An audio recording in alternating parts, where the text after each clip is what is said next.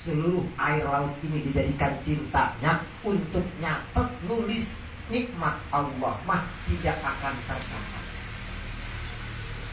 Benar nggak Pak? Nggak bakalan.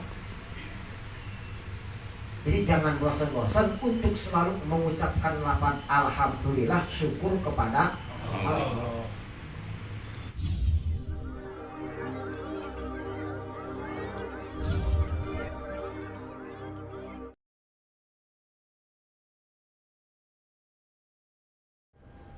Ya, sedikit dong kok. Mudah-mudahan dengan nasihat ini kita semakin ada rasa cinta dan iman untuk beribadah kepada Allah Subhanahu wa taala. Bil khusus untuk nasihat ini, nasihat diri saya pribadi, mudah-mudahan ada manfaatnya hadirin jamaah ya.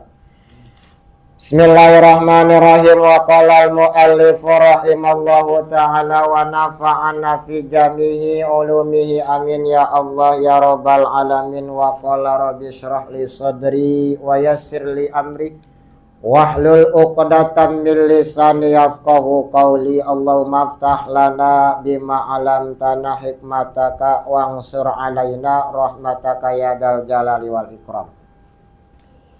Bismillahirrahmanirrahim. Wal maqalatu ar-rabi'atu wal arba'una an ba'dil hukama.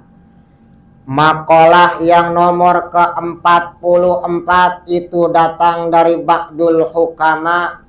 Siapa ba'dul hukama? Wahum alladzina yakunu qauluhum wa fi'luhum muwafiqan lis-sunnati. Ba'dul hukama ini Bapak, yaitu golongan umat Rasulullah, manusia, hamba Allah yang ucapan dan amal perbuatannya muwafiqon li sunnati, tidak pernah keluar dari jalur sunnahnya Rasulullah Sallallahu Alaihi. Itu ba'dul hukama, yang mana ucapan sama kelakuannya mengikuti sunnah Rasul. Apa kata ba'dul hukama? Samratul ma'rifati salasu khisalin. Buahnya ma'rifat itu ada 3 perkara. Apa ma'rifat maksud di sini? Ai idraku sifatillahi ta'ala, yaitu orang-orang yang sudah memahami, mengerti dan tahu.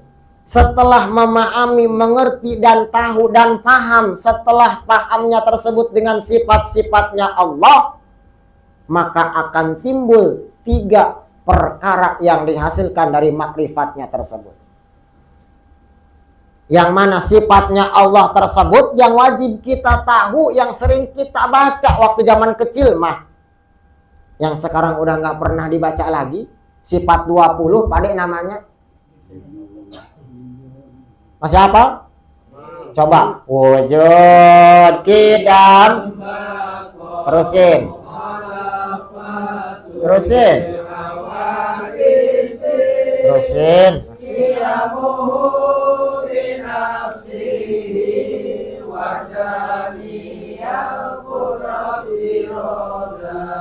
Terus.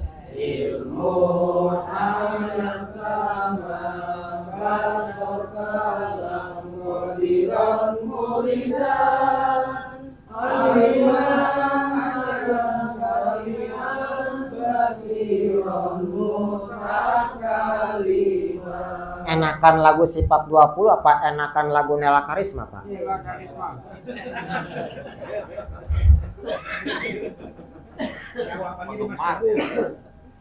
Atau masih mendingan Bapak nyanyian itu. Yang jarang goyang gitu. Ayo dijanjar itu sifat 20. Wujud artinya kita wajib tahu, wajib percaya, wajib iman bahwasanya Allah mah sifat yang wajib ada. Mustahil adamun, Allah mah mustahil tidak. Kita wajib tahunya. Yang keduanya wujud kidam. Kidam mah sifat Allah yang wajib ada pada Allah, yang artinya Allah mah sifat dan adanya terdahulu. Muhal mustahilnya kudusun, datang baru. Nah, setelah mengenal sifat-sifatnya Allah dari sifat wujud, kidam, bako sampai mutakaliman, timbul nanti 3 buahnya dari makrifat tersebut. Yang pertama, sifat yang ditimbulkan setelah kita memahami sifat-sifatnya Allah, buahnya yaitu yang pertama, al-haya'u minallahi ta'ala. Akan timbul dalam kehidupan kita sifat haya, sifat malu kepada Allah Subhanahu. Coba kita praktekin. Kenapa kita malu sama Allah seandainya kata kita mau berbuat maksiat sama Allah?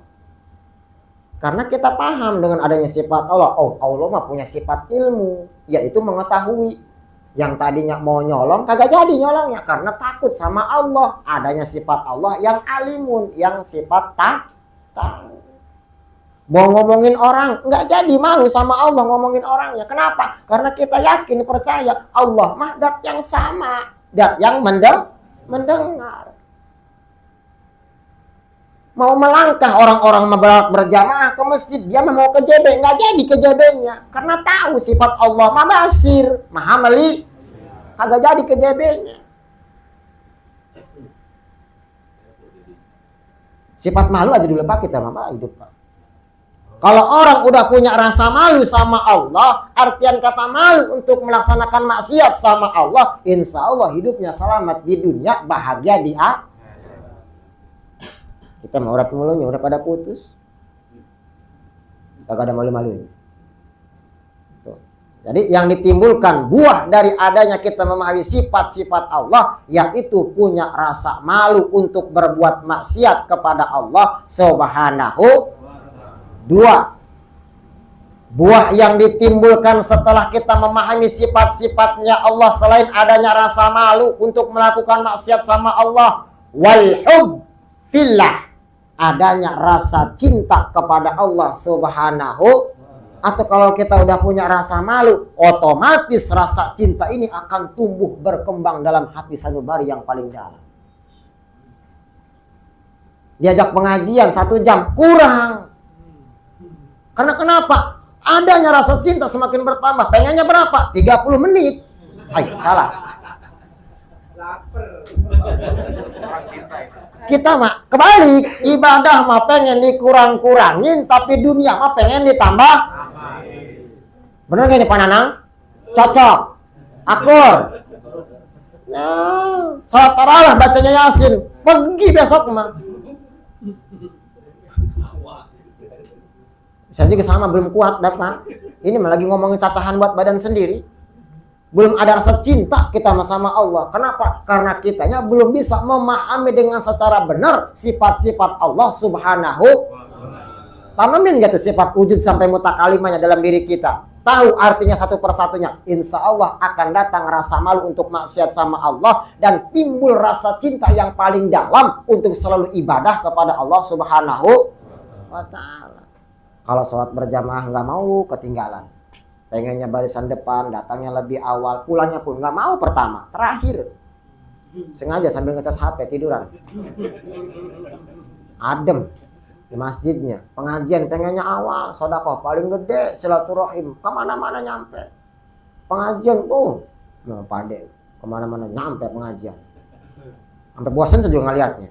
Di Al-Mutarif ada, di sini ada, di Jakarta Utara ada. Doain panjang umur sehat, amin ya robbal alamin. Pada ya, buat apa lagi pada ya? Tuh model pada kita contoh yang udah begitu sepuhnya, kemana-mana nyampe Mas Teguh. Kayak Ustaz Uji. Apalagi model kita harus malu tuh sama yang sepuh tapi masih doyan ibadah. Kita mau kapan? Kayak gitu. Jadi itu biar buat kita. Buah yang nomor ketiga, dari adanya makrifat kita kepada Allah, memahami sifat-sifatnya Allah, selain adanya rasa malu berbuat maksiat, selain adanya rasa cinta untuk selalu ibadah, wal insu billah, ada rasa yang pengen dalam hati ini, pengen berjumpa dan bersanding dengan Allah Subhanahu. Tuh, ada rindu sama Allah, tuh ada rasa rindu. Nggak pengen jauh-jauh sama mik masjid itu kayak. Pengen adan, selawatan, mami itu mengaji sama pengajian, nggak pengen jauh-jauh, pengen selalu dekat dengan Allah Subhanahu wa ta'ala. Itu yang ditimbulkan dari adanya buahnya kita makrifat dengan memahami sifat-sifat Allah Subhanahu. Satu lagi,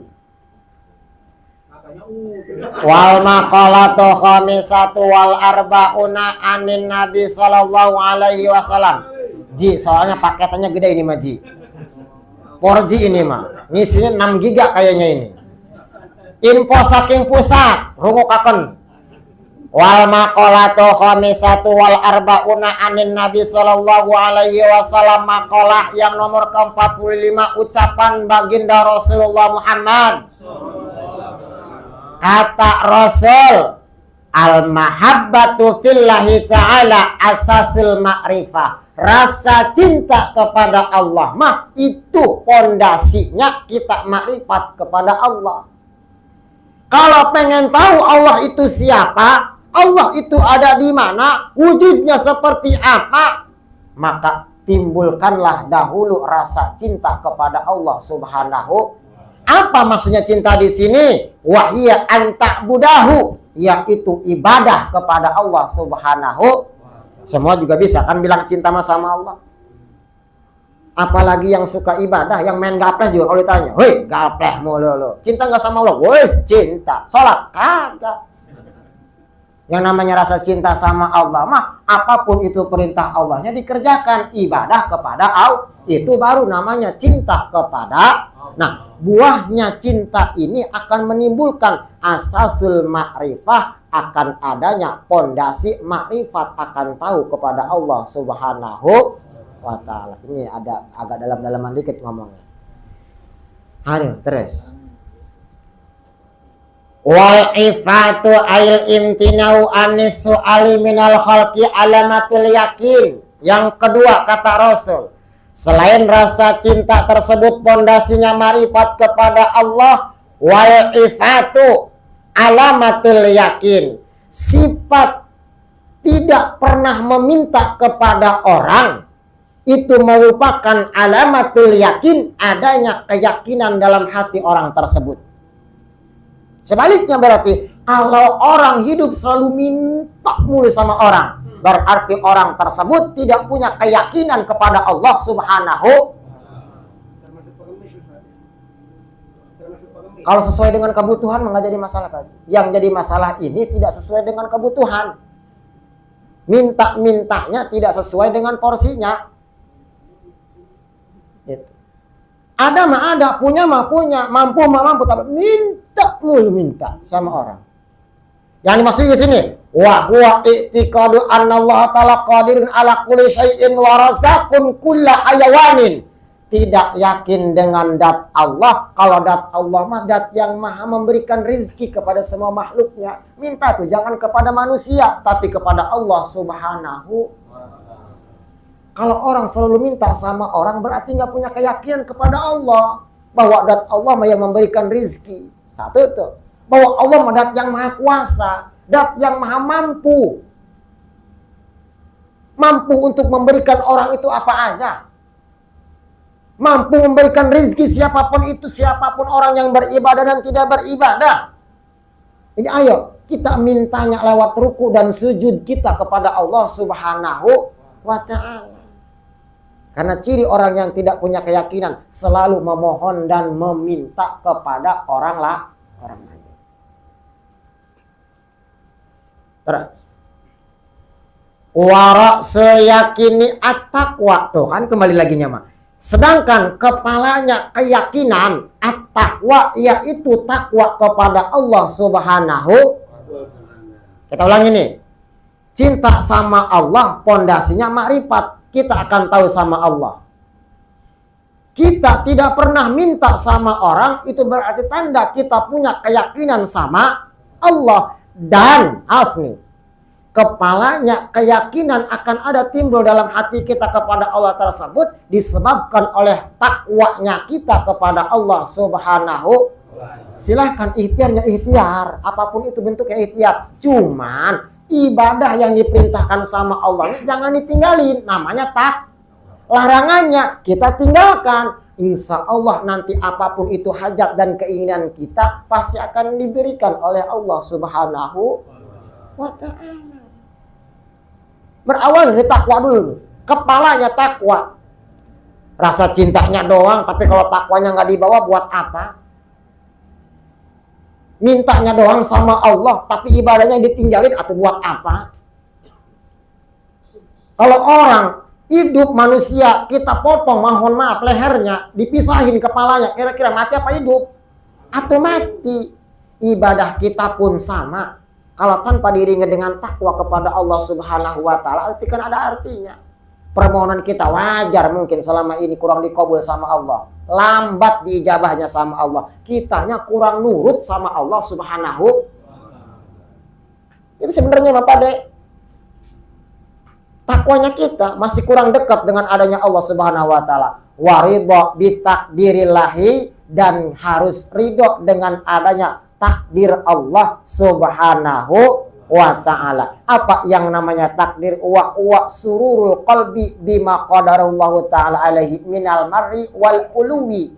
Dengan adanya takdir tersebut, baik itu yang rasanya manis yang kita rasakan, baik yang rasanya pahit yang kita terima, kita selalu tersenyum, ikhlas, ridho, syukur kepada Allah Subhanahu. Ya, taukidin.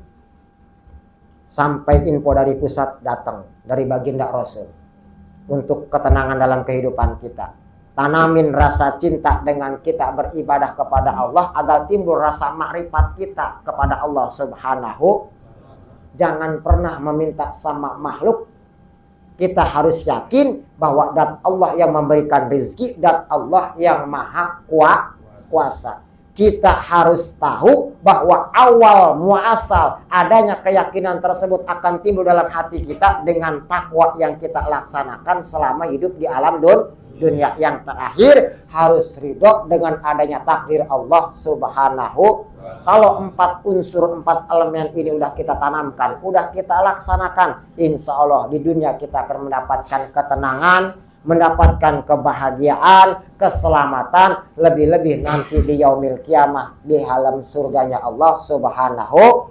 Wal maqalatu sadisatu wal arbauna an Sufyan ibnu Unainah wallahu a'lam bisawab. Mudah-mudahan nasihat yang tadi dibaca senantiasa bisa menambahkan keimanan dan kecintaan kita kepada Allah Subhanahu wa Ta'ala. Kurang dan lebihnya mohon dimaklum. Billahi taufiq wal hidayah. Assalamualaikum warahmatullahi wabarakatuh.